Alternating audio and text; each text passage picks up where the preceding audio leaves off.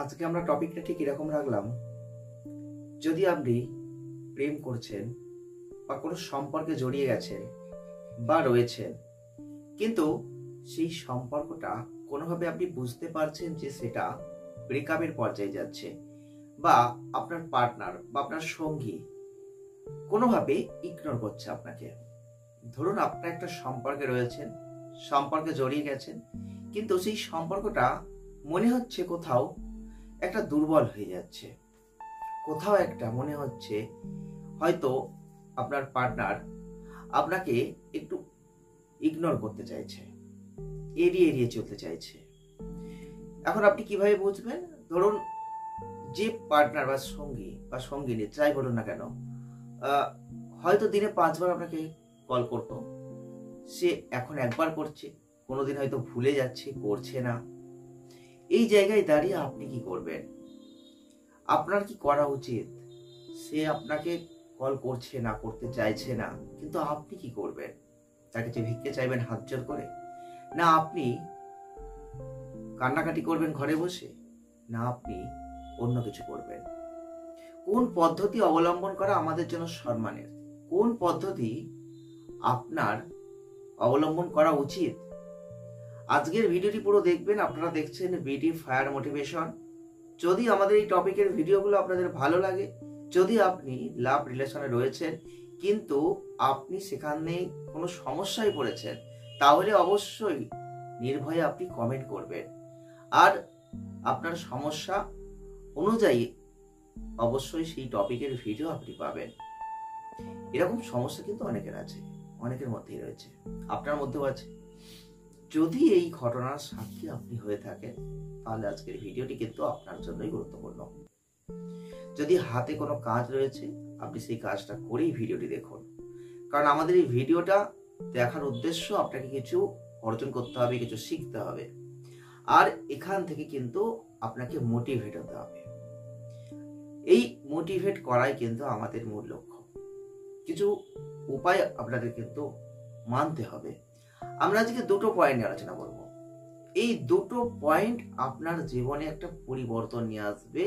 যদি আপনার পার্টনার আপনাকে কল করতে না চায়, যদি আপনার সঙ্গী বা সঙ্গিনী আপনাকে ইগনোর করে চলে যেতে চায়, তাহলে কিন্তু আজকের এই দুটো পয়েন্টই কার্যকরী। যেখানে হাত জোর করে ভিক্ষে চাইতে হবে না, যেখানে কান্নাকাটি করে বসে থাকতে হবে না, সেটা আপনার পার্টনার চলে যাচ্ছে, কেন এরকম করছেন, কেন এরকম হচ্ছে, এইরকম ভাবে হাউতাস করার কোনো প্রয়োজন নেই। কিছু টেকনিক ব্যবহার করতে হবে। দেখুন, এরকম মানসিকতা, এরকম জোর অনেকে থাকে না। যদি আপনার মধ্যে এই মানসিকতা জোর না থাকে, তাহলে আপনি কিন্তু এই কাজটা করতে পারবেন না। আমরা আমাদের ভিডিওর মাধ্যমে আপনাদের এটাই শিখাবো যে আপনি মনের মধ্যে একটা শক্তিকে রাখুন, একটা জোরকে রাখুন, যার দ্বারা আপনি আপনার প্রেমকে আবার আগের জায়গায় ফিরিয়ে নিয়ে আসুন। কখন ইগনোর করে কেউ? যখন কোনো সমস্যা হয়। এটা তো আশা করি আপনি বুঝতে পারছেন। সেই সমস্যা কোথা থেকে এলো সেটাকে একবার দেখুন, আর এই সমস্যাটা কিভাবে চলে যেতে পারে সেটা আপনি দেখুন। সমস্যার সমাধান কিন্তু হয়ে যাবে। এটা হলো খুব সংক্ষিপ্ত আকার একটা কথা, কিন্তু এখানে তো করাটা অত্যন্ত কঠিন। ধরুন আপনার পার্টনার আপনাকে কল করতো প্রত্যেক দিন, 2 বার 3 বার 4 বার করে বিরক্ত করতো। সেই কল রিসিভ হতো, ঘন্টার পর ঘন্টা সময় ব্যয় হতো, উভয়ের মধ্যে একটা কথোপকথন চলতো। কিন্তু ইতিমধ্যে আপনি দেখছেন আপনার পার্টনার আপনাকে এড়িয়ে এড়িয়ে চলছে। আপনি কল করছেন, সে কল ধরছে না।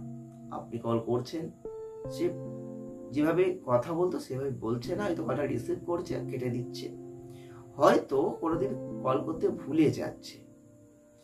তারপর আপনি কিন্তু একটা হতাশ হয়ে যাচ্ছে, কি হলো, কেন হলো, কারণ আপনি বুঝতে পারছেন না। তাহলে আপনাকে মাথায় রাখতে হবে এখানে কোনো সমস্যা কিন্তু হয়েছে। একবার ভাবুন সমস্যাটা কোথা থেকে হয়েছে। যদি বুঝতে পারেন খুব ভালো, আর যদি বুঝতে না পারেন, নো টেনশন, কোনো চিন্তা করবেন না। যে যাবে সে ঠিক ফিরে আসবে। শুধু আপনার মনের মধ্যে একটু জোর শক্তি রাখতে হবে, একটু ধৈর্য ধরতে হবে, আর ব্রেনটাকে কাজে লাগাতে হবে। আমাদের ব্রেন এমন একটা জিনিস না কিছু টেকনিক আছে, সেই টেকনিকগুলো যখন ব্যবহার করবে, সেই টেকনিক অনুযায়ী তারাও দেখবেন বাপ বাপ বলে আপনার কাছে ফিরে আসবে। শুনতে খারাপ লাগলেও কথাটা সত্য। আপনি মিলিয়ে নেবেন, আবার টেকনিকটা দেখে নিন, শুনে নিন, বুঝে নিন, আর অভিজ্ঞতা সঞ্চয় করে একবার কাজে লাগিয়ে দেখুন। দারুণ ফল আপনি পাবেন, আপনি সম্মানের সাথে দাঁড়িয়ে থাকবেন। এখানে কিন্তু উভয়ের জন্য প্রযোজ্য টেকনিকটা। তাহলে আপনাকে এই জায়গায় কিন্তু বুদ্ধি প্রয়োগ করতে হবে। টেকনিক হচ্ছে বুদ্ধি, এই ব্রেনই হচ্ছে আসল। ধরুন আপনার পার্টনার প্রত্যেকদিন কল করে, আজকে ফোন করলো না, কথা বললো না, তাহলে আপনার মাথা এমনি গরম হয়ে গেল। আবার একদিকে হতে পারে আপনি হতাশ হয়ে গেলেন, আপনি ফোন করলেন, সে ফোন করলো না, ব্যাকও করলো না, ধরলো না, আপনার মন আরো হতাশ হয়ে গেল। মানুষের মন কিন্তু দুভাবে কাজ করতে পারে, এক রিয়াকশনটা অত্যন্ত খারাপ হয়ে যেতে পারে, এক রিয়াকশনটা হতাশাগ্রস্ত হয়ে যেতে পারে।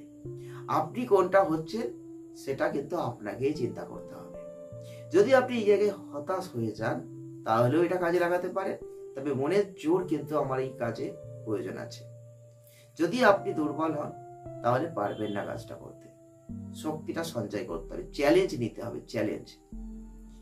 এক হচ্ছে যখন আপনার পার্টনার আপনাকে ফোন করা অলরেডি ছেড়ে দিয়েছে, যোগাযোগটা একটু কম করছে, আপনি সেখানে দাঁড়িয়ে যোগাযোগটা একটু কমিয়ে দিন এক সপ্তাহের জন্য।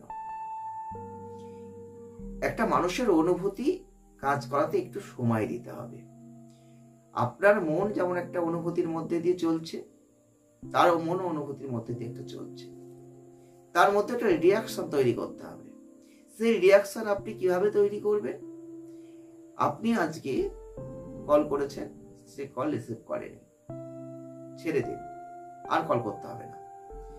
সে যদি আপনাকে সত্যিকারের ভালোবাসে, যদি সেই ভালোবাসাটা সঠিক হয়, দেখবেন সে কিন্তু আপনার ধৈর্যের পরীক্ষা নিচ্ছে, এটা হবে। একবার কল করবেন কেটে দেবে, ধরবে না, দ্বিতীয়বার কল করবেন ধরবে না, তৃতীয়বার কল করবেন ধরবে না, চারবারে এবার হয়তো একটু ধরে ছেড়ে দেবে। মানে আপনার ধৈর্যের পরীক্ষা নেওয়া হবে, যাকে বলা হয় আপনাকে অসম্মান করা হবে।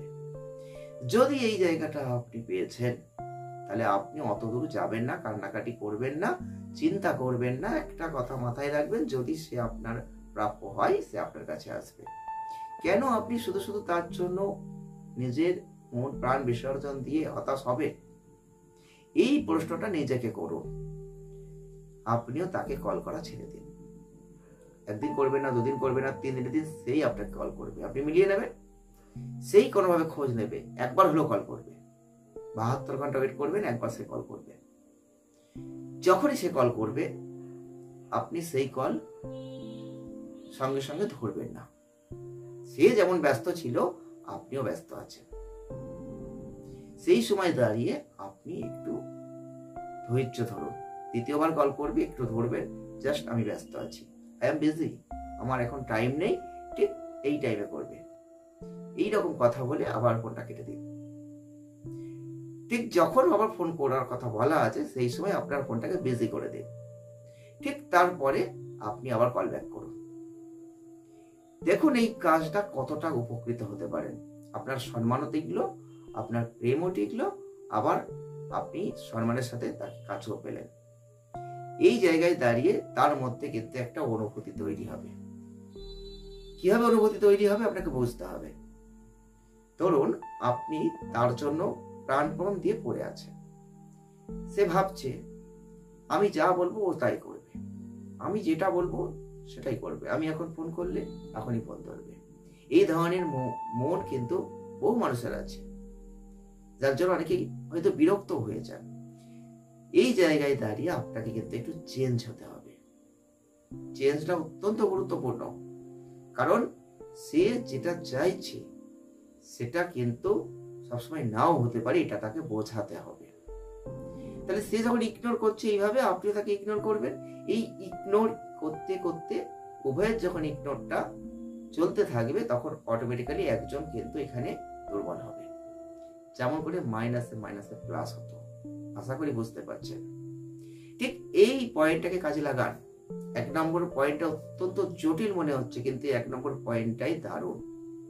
এই পয়েন্টকে ব্যবহার করে আপনি দেখুন যে এই প্রেম কতটা শক্তিশালী হয়ে যায়।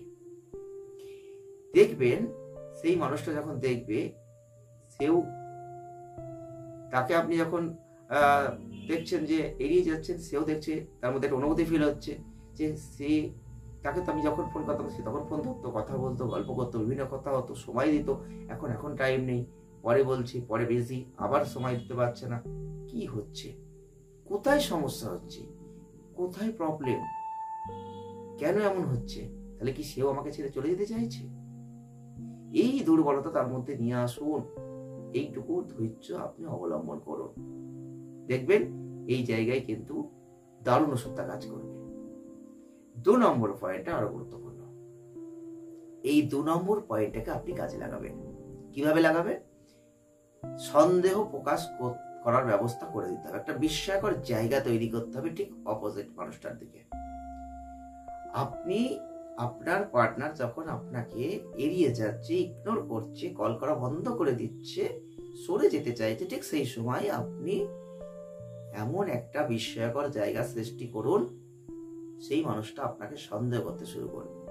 সন্দেহজনক কিছু কাজ করুন, সন্দেহজনক কিছু কথা বলুন, দেখুন সে কোন জিনিসের প্রতি আকৃষ্ট, কোন জিনিসটা তার ভালো লাগে, এবং সেই সব জিনিসের উপর ভিত্তি করে আপনি কিছু সন্দেহ তৈরি করুন।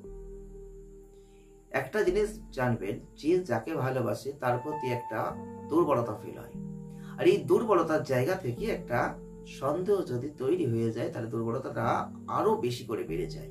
আর এই জায়গায় দাঁড়িয়ে কিন্তু একে অপরের মধ্যে যে দুর্বলতার জায়গাগুলো আস্তে আস্তে সরে যায়, শক্তিশালী হয় সম্পর্কটা। আপনাকে বুঝতে হবে ঠিক সেই পয়েন্টটা। যখন সেই মানুষটা আপনাকে চাইবে, আপনি সেই মানুষটাকে একটু এড়িয়ে যাওয়ার তখন চেষ্টা করবেন। তাহলে সেই মানুষটার মধ্যে একটা অনুভূতি ফিল হবে, একটা সন্দেহ তৈরি করবে।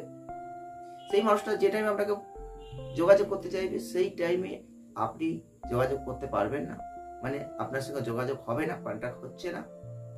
সেই মানুষটা আপনার উপর রেগে যাচ্ছে, বিরক্ত হচ্ছে, তার মধ্যে একটা সন্দেহ তৈরি হচ্ছে।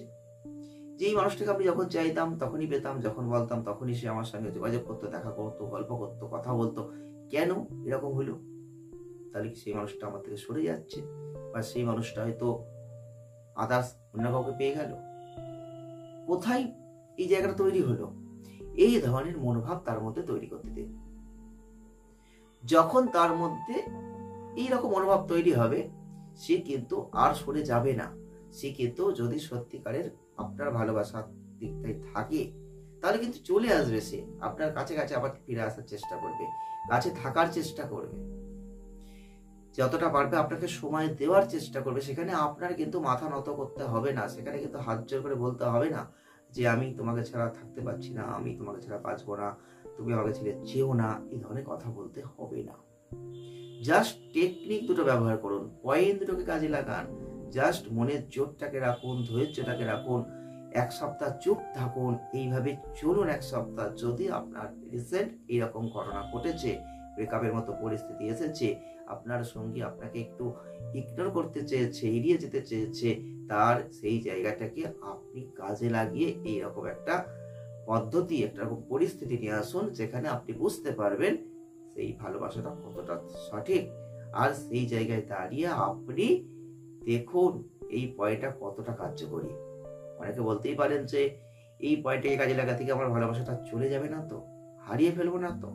যদি মনের মধ্যে দুর্বলতা আপনার থাকে, চ্যালেঞ্জ নিতে না পারেন, ভরসা নিজের উপর না রাখতে পারেন, নিজের উপর আত্মবিশ্বাস না রাখতে পারেন, তাহলে অপরের উপর যদি এত দুর্বল হয়ে থাকেন, তাহলে আর আপনার এই কাজ করে লাভ নেই, কারণ আপনার পায়ে ধরা ছাড়া কোনো পথ নেই। তাই বলছি, পায়ে ধরার যদি ইচ্ছা না থাকে কারণ, তাহলে এই পয়েন্ট দুটোকে কাজে লাগান। আপনি কিন্তু সম্মানের সাথে সেই ভালোবাসাকে ফিরে পাবেন। 1 সপ্তাহ আপনাকে চুপ থেকে ধৈর্য ধরতে হবে। যত আমরা ধৈর্য ধরবো জীবনে, তত আমরা উন্নতি করব। তাই ধৈর্য কিন্তু ধরলে আপনি অনেক কিছু শিখবেন। এই যে ভিডিওটা দেখছেন, খুব ধৈর্য ধরে দেখছেন, আর এই ধৈর্য ধরে ভিডিওটা দেখছেন মানে কিন্তু আপনি অনেক কিছু শিখে যাচ্ছেন। এগুলোকে প্রয়োগ করতে হবে, প্রয়োগ করুন। প্রয়োগ করার পর তো আপনি বুঝবেন যে আপনার কতটা সেটা কার্যকরী হচ্ছে, তারপর তো আমাকে আবার কমেন্ট করবেন। দেখুন, যদি এইরকম কোনো পরিস্থিতির মধ্যে পড়েছেন, কাজে লাগিয়ে দেখুন। আজকে ভিডিওটি পর্যন্ত রাখলাম, দেখা হবে নেক্সট ভিডিও। ভালো থাকবেন, সুস্থ থাকবেন, নতুন নতুন ভিডিও নিয়ে আবারও আসছি।